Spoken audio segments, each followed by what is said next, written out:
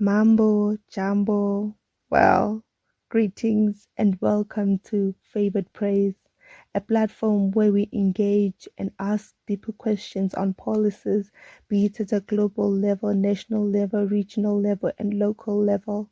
And all these are to probe deeper questions and to understand these policies, how they benefit us, how they were enacted, how they're being implemented, and by who, for who. Well, those are the different questions that we ask here. And if you're joining us for the first time, welcome to our inner card. And we are very honored to hand you over the scepter of leadership as we ask these questions together, as we get to understand some of those policies together. And today, as we said in the beginning, Mambo, what do you think of? Swahili. And because of that, we are moving to a region in Africa, which is East Africa, a region that is home to a lot of Swahili speakers. And not only East Africa, but today we choose to focus on two nations within that region, which is Kenya and South Sudan. Well, Kenya, like most people know, is home to the most Swahili speakers. And not only that, Kenya is one of the beautiful countries in East Africa and Africa as a whole. Kenya is also an economic, vibrant nation within East Africa. And speaking of South Sudan, one of the nations that we are talking about today, it's one of the newest nations in Africa and the world because it gained its independence in 2011. And today we're talking about these two countries in the context of their marriage, which we'll like to call it marriage in quotes. Please don't stone us, but for the purposes of progress and making sure that it's easier even for the layman to understand, we would like to call the relationship between Kenya and South Sudan a marriage. Well, what is the basis of this marriage? Why are they so interlinked? Well, one of the major reasons why Kenya and South Sudan are interlinked is because Kenya played a very vital role in hosting the peace talk between South Sudan and Sudan, and also in ensuring and preserving the 2011 independence status of South Sudan in 2011. So, as you may know it, whoever played a vital role in making sure you're free, that person has to be your ally. Or maybe you need to be married to them. Well, in the purposes of this conversation, we'll call it like that. And speaking of which, today we just want to talk about the Lapset Corridor project. Well, some will ask, what is this Lapset Corridor project? What does the name Lapset stand for? Well, you're sure to ask that because Lapset is an acronym for Lamu Port, South Sudan, Ethiopia Transport. So I repeat, Lapset is Lamu Port, South Sudan, Ethiopia Transport. Well, this is a project that was enacted in 2011, so many years ago, in 2011, and it is meant to boost the economy and also boost the oil output of East Africa as a whole. And you may ask, what is in this project? This project has a lot of projects, mini projects within it, and one of them is the creation of one of the biggest ports in Kenya, and also the other one is creation of a superhighway between Lamu, South Sudan, and Ethiopia. The other one is creation of oil pipelines that will be connecting South Sudan, Kenya, Ethiopia, Uganda, and some East African countries. So all these are different projects that are within the Lapset Corridor project. But then when we look at this project, looking on its outcomes and its timelines, you will say that there are a lot of delays. Number one, the project at times has been on standstill. And today we just want to probe certain questions and ask, them, are they the reason why the project is then still? Maybe starting from one of the things that we have been seeing being prevalent in East Africa or within Kenya and South Sudan, it's civil unrest. For example, South Sudan, even if it's independent, it has experienced a lot of civil unrest. And we want to ask ourselves, are these civil unrest directly contributing to the delays in this project? Also, looking at Kenya in the past year, we have seen an uprising of civil unrest, and we all know how that has affected the outlook of Kenya, how it has affected also its engagements. And we want to know, to what extent has these civil unrest contributed to delays in this project? And some may say, well, for Kenya, maybe it was just a year ago, and you're talking of this project starting in 2011. But then, like I said, we're looking at Kenya and South Sudan as a marriage to say what happens to the other affects the other.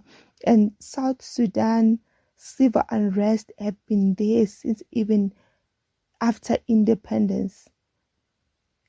And we know how much of a bearing those have been on South Sudan's economy, and with Kenya being one of the major supporters and contributors to the South Sudan's economic stability, how has that even affected Kenya, and how is that heavily weighing down on the LAPSET project? These are the questions that we're asking today. And maybe we say there was no civil unrest. Let's just take a hypothetical thought to say the civil unrest was not there. What are other factors that are heavily delaying this project beyond civil unrest? Well, that's food for thought. But then there's another thought that we need to go into to say, given that the LAPSET project becomes a success, this project becomes a success, the infrastructure is built, the oil pipelines are built, the highways are built, everything is built, meaning there is job creation, there is economic boost. For example, Kenya is expected to have experience 8 to 10% economic increase from this project only. So let's say this project is built and it's a success. Will this project success contribute to peace in East Africa? Or rather we say peace in Kenya and South Sudan?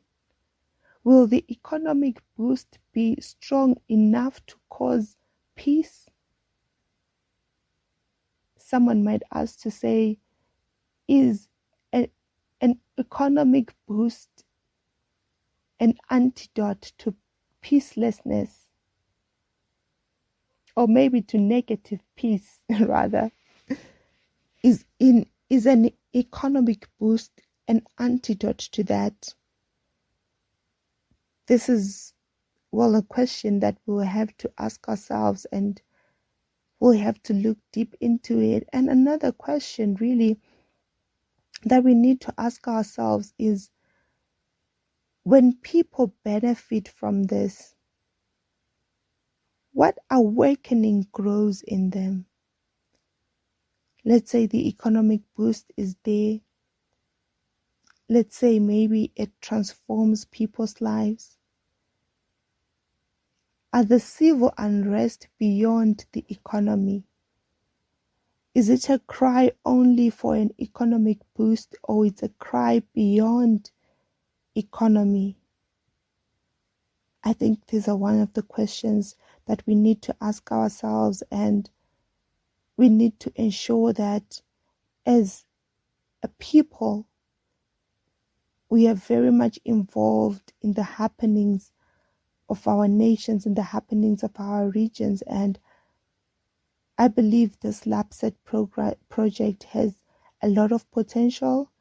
It is really a game changer But then at what expense? I think I have to stop here, because if I keep going and keep asking, I'll end up asking questions that probably some will say, well, that was too deep for that. But anyway, we look forward to the completion of the LabSet project. We look forward to its implementation, and we look forward to the different goals being achieved, be it medium goals, because now we can't talk of short-term goals. We're now on medium and long-term goals. We look forward to all of those being achieved, and looking at the civil unrest that's still going on in South Sudan, the one that is started in Kenya, and it might be a bit low, but we know it's there. We just want to say we hope this project not only becomes one of the answers, but it also becomes an area of hope, or a light to say, when economies change, there is rest. And maybe this is what we are looking for. So thank you very much for joining us tonight, and thank you very much for your engagement. And we hope that we have probed you and helped you to ask more questions beyond what we have just asked today, because this is the main goal of this platform, to help you ask questions. And with those questions, you drive change. We drive change in our different platforms, in our different capacities as people. Thank you very much for joining us.